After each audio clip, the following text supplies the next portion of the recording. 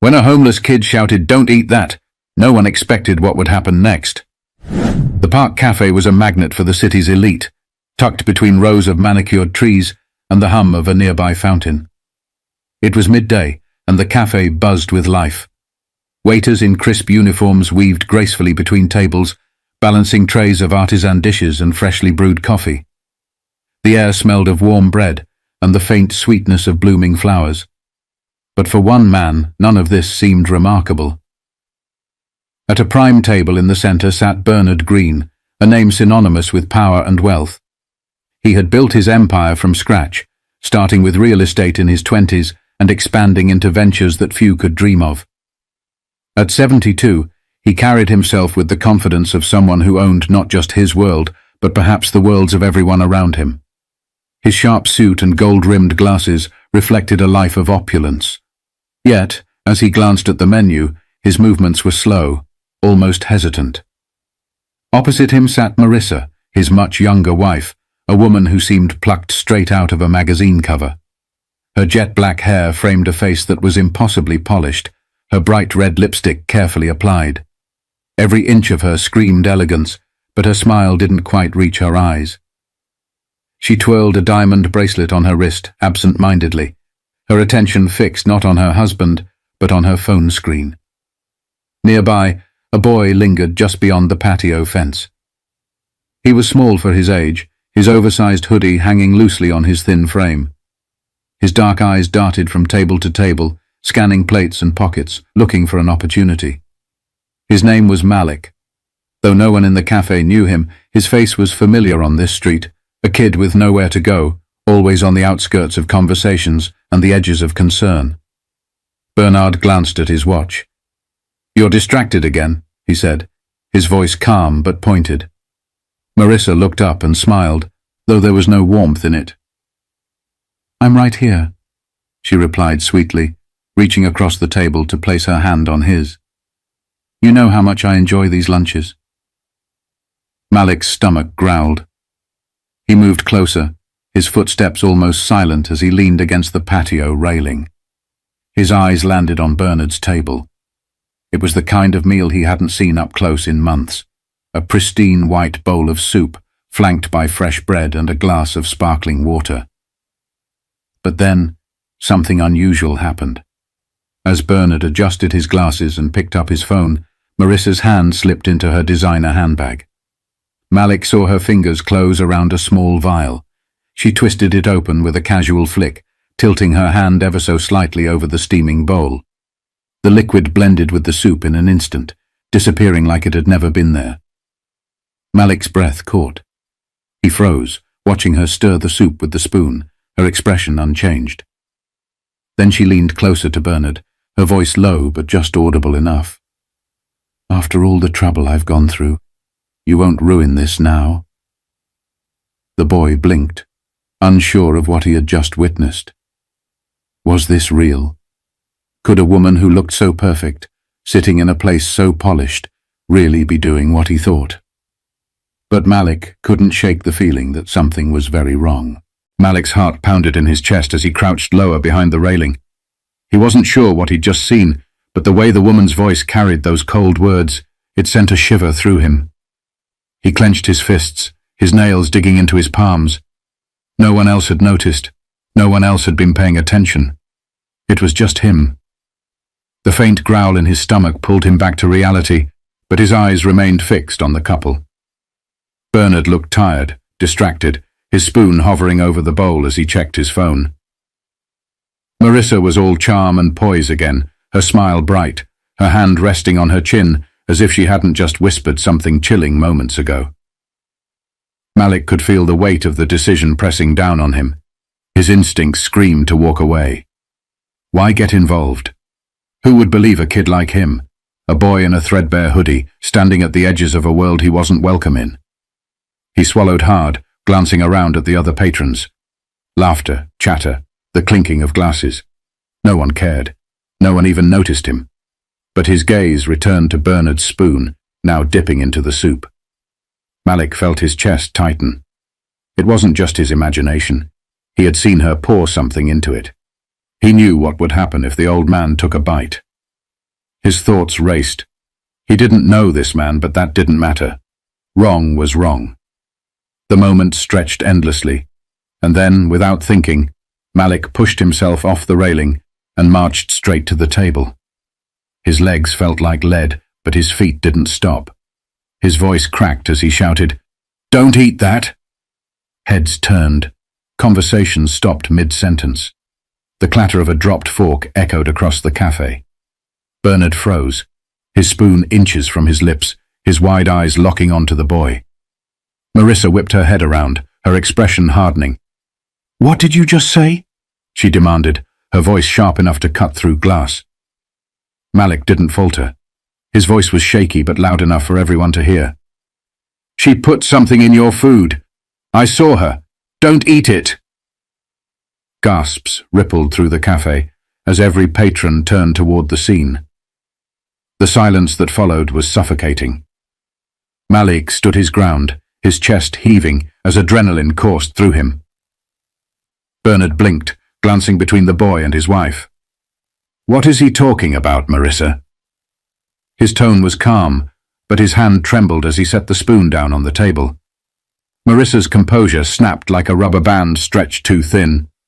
She shot to her feet, her chair scraping loudly against the stone floor. "You little liar!" she hissed, her voice dripping with venom. "How dare you accuse me of something so vile? Who even let you in here?" The words stung, but Malik didn't back down. His eyes remained locked on Bernard's, desperate to make him see the truth. "I saw her. She poured something into your soup when you weren't looking," he said, his voice steadying as he spoke. "You can smell it if you don't believe me." Bernard's face paled as he turned toward his wife, his eyes narrowing. "Marissa, what's going on?" he asked, his voice quiet but firm. She scoffed, waving a dismissive hand. "He's just trying to cause trouble. Look at him. He probably just wants money or food." She spat the words out like they were poison themselves, her gaze flicking to Malik with open disdain. But the boy didn't waver. He stepped closer to the table, his fists clenched. "I'm not lying," he said firmly, his voice rising. "She doesn't want you to know, but I saw everything." Bernard's hand lingered over the bowl, torn between disbelief and the gnawing doubt creeping into his mind. But something in the boy's tone made him hesitate. The air around the table seemed to thicken, the once lively cafe now eerily silent. All eyes were locked on the unfolding drama, their meals forgotten. Bernard leaned back slightly in his chair, studying the boy with a scrutinizing gaze. His face bore the marks of a man used to people playing games with him, trying to take advantage of his wealth. But this was different. The boy didn't flinch, didn't look away. "Malik, is it?" Bernard asked, his voice steady, though a trace of suspicion lingered. The boy nodded. "Yes, I'm telling the truth. Please, don't eat it," he said, his voice soft but insistent. Marissa let out a harsh laugh, crossing her arms as she stared Malik down. "This is absurd," she snapped, her tone icy. "He's just some street kid looking for attention." "Are you really going to entertain this nonsense, Bernard?" But Bernard didn't answer her. Instead, he picked up the spoon again, this time holding it closer to his face. His hand trembled slightly, not from fear, but from the quiet storm brewing within him. "Marissa," he said slowly, his eyes meeting hers. "You heard him. What exactly is going on here?" Marissa's mask of poise cracked further, her lips pressing into a thin line. "I can't believe you're even asking me that. It's insulting." She turned to the growing crowd, her voice rising. "He's lying. Look at him. He probably doesn't even know who you are. Why would you trust him over me?" The weight of her words hung in the air, but they didn't have the effect she'd hoped for. The crowd was murmuring now, their eyes darting between the three of them. Whispers floated through the air. Did she really do it? Look at her. She seems nervous.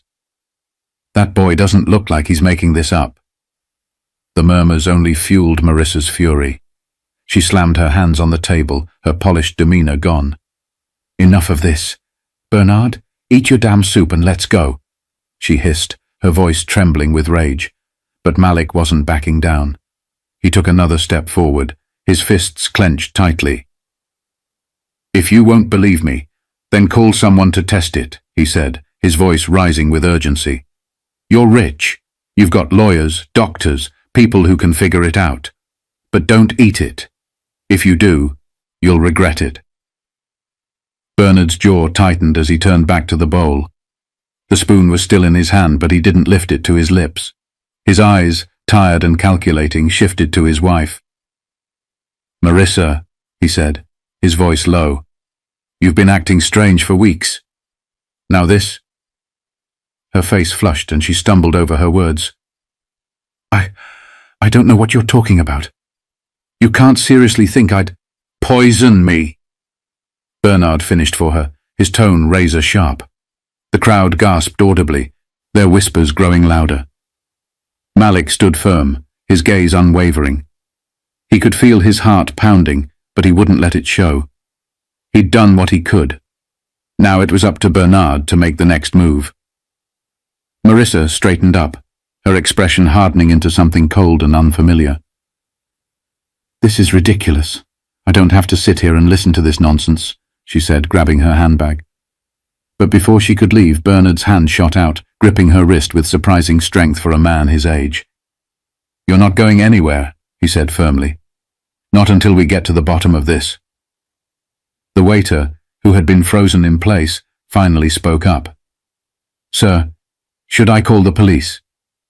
The question sent a ripple through the cafe, and for the first time Marissa looked genuinely panicked. She shook her head violently. "Don't you dare! This is just a misunderstanding.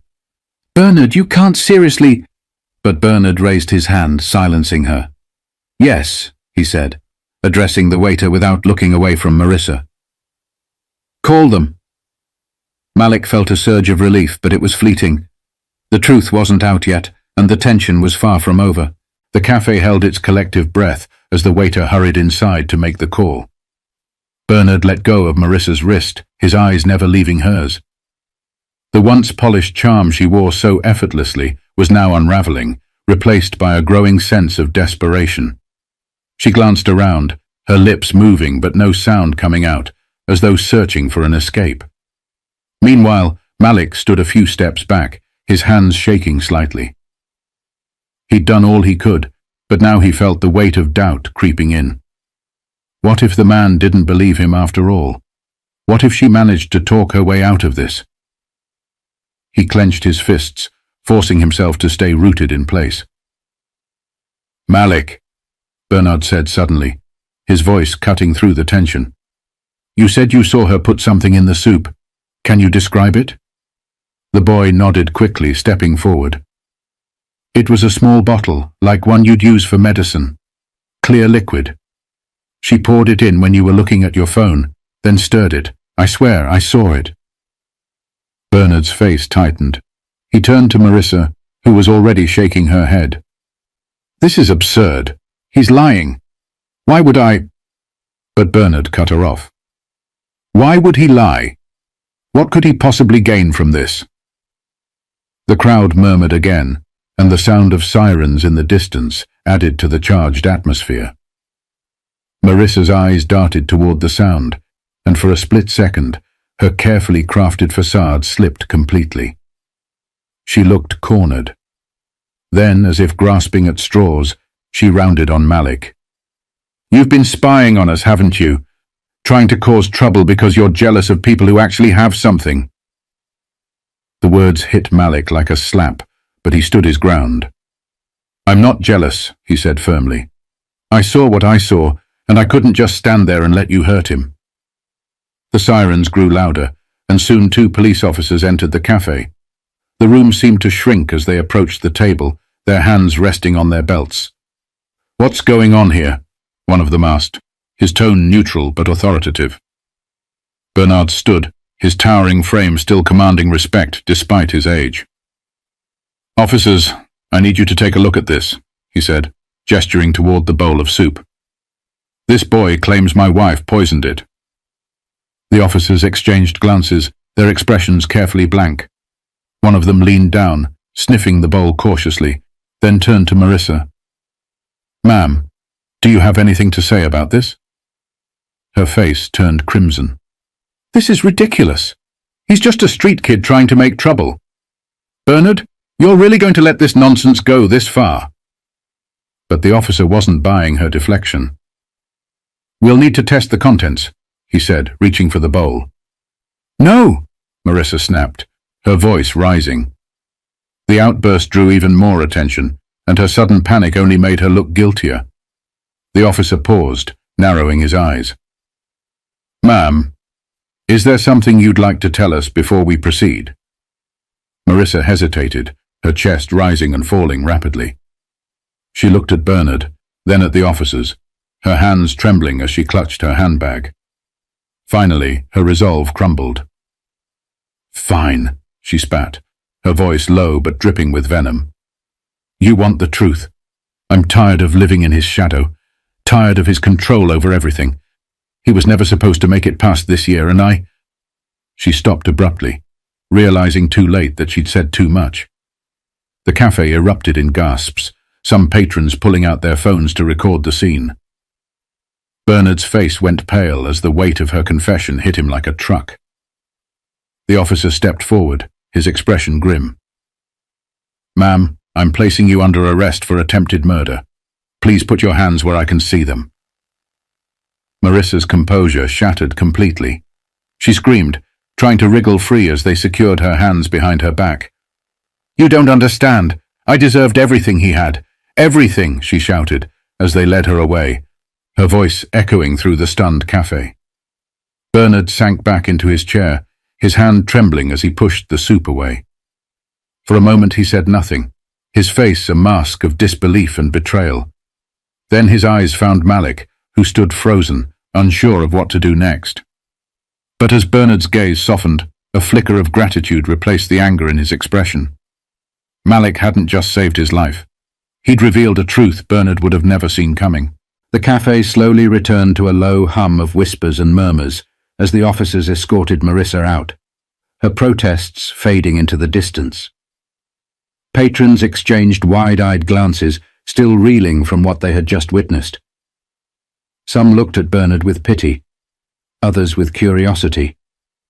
But Malik didn't move. He stood rooted to the spot, unsure if he was supposed to stay or slip away quietly.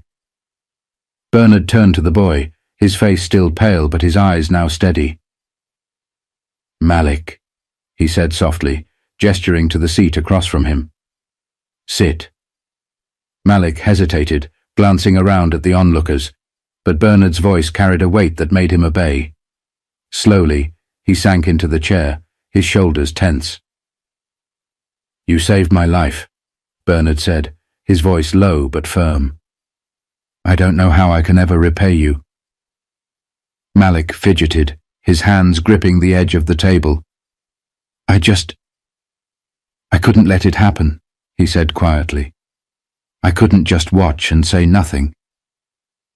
Bernard nodded, his gaze distant for a moment as if replaying the entire ordeal in his mind. "Most people would have," he said after a pause. "They would have turned the other way, pretended they didn't see. But you didn't. That took courage, boy." Malik shrugged, his voice barely above a whisper. "I guess. I don't like seeing people get hurt. That's all."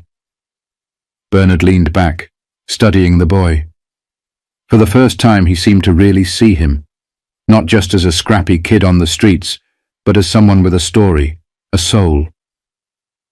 "How long have you been out here?" The question caught Malik off guard. He looked away, his voice tinged with embarrassment. "A while." Bernard frowned but didn't press. Instead, he reached into his pocket and pulled out a sleek black phone. "Wait here," he said, standing and stepping aside to make a call. Malik watched him, unsure of what to do. His heart pounded with anxiety. Was he in trouble now? Was Bernard going to call someone to have him removed? But when Bernard returned, His expression was calm, almost kind. "Help is on the way," he said simply. "Help?" Malik asked, his brow furrowing. Bernard nodded. "I called someone I trust. They'll make sure you have a place to sleep tonight, somewhere safe. And if you'll let me, I'd like to do more than that." The boy's eyes widened. "You don't have to do that," he said quickly, his voice defensive. "I didn't do this for money or anything." Bernard smiled faintly. "I know. That's why I want to help. You did something most people wouldn't have. And trust me, Malik, if the world had more people like you, it would be a much better place." For the first time in a long while, Malik felt a warmth he couldn't quite describe. He looked down, unsure of what to say. The cafe patrons began to disperse, but the weight of what had happened lingered in the air. Bernard picked up his glass of water, taking a long sip before speaking again. "Sometimes, life gives us the chance to change someone else's story," he said, his voice thoughtful. "You changed mine today, Malik. And maybe, just maybe, I can help change yours." The boy glanced up at him, his dark eyes glistening with something he hadn't allowed himself to feel in years: hope. As the two sat in silence, the sun continued its arc across the sky, casting long shadows across the cafe. The lesson wasn't lost on anyone who had witnessed the event. Courage doesn't always wear a suit, and kindness doesn't always come from the wealthy. Sometimes it's the people we overlook who have the greatest strength of all. In the end, Malik's bravery didn't just save a life. It reminded everyone in that cafe of the power of standing up for what's right, no matter the odds.